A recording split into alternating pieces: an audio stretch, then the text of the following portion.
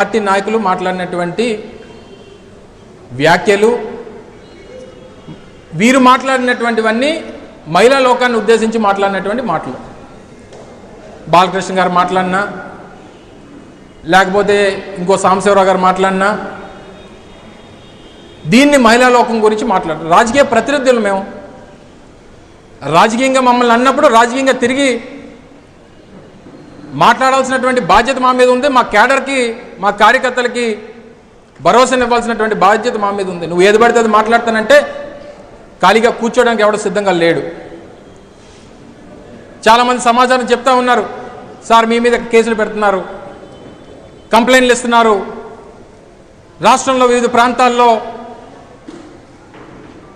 కంప్లైంట్లు ఇస్తున్నారు. ఎవరో వచ్చిందా, కర్నూలులో ఇచ్చారు, ఆంధ్రప్రదేశ్లోనే కాదు దేశంలో అంతర్జాతీయ స్థాయిలో నీకు నచ్చిందే ఇచ్చుకో కంప్లైంట్. I'm ready. నేను తప్పు మాట్లాడలేదు,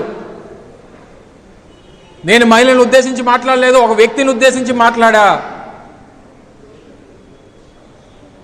ఆ వ్యక్తి చేసినటువంటి వ్యాఖ్యలను ఉద్దేశించి మాట్లాడా. నేను రెచ్చగొట్టేటువంటి వ్యాఖ్యలు చేయలేదు, వారు రెచ్చగొట్టేటువంటి వ్యాఖ్యలు చేస్తే దానికి సమాధానం ఇచ్చా. గుడ్డు పగలు కొడతావా? నేను చాలా అనొచ్చు, నాకు చాలా అడ్డొచ్చేస్తూ ఉన్నాయి, అది నా విఘ్నత. కానీ నువ్వు ఏది పడితే అది మాట్లాడతాను, ఎలా పడితే అలా మాట్లాడతాను.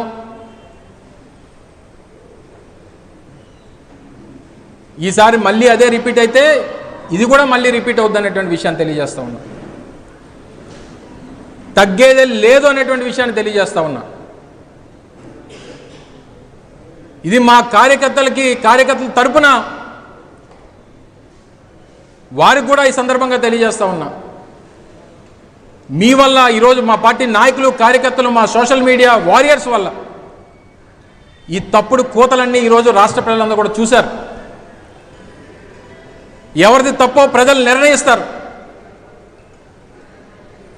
ఎవరేం చేశారో, ఎందుకు ఈ వ్యాఖ్యలు చేయాల్సినటువంటి పరిస్థితి వచ్చిందో అనేటువంటిది ప్రజలు నిర్ణయిస్తారు.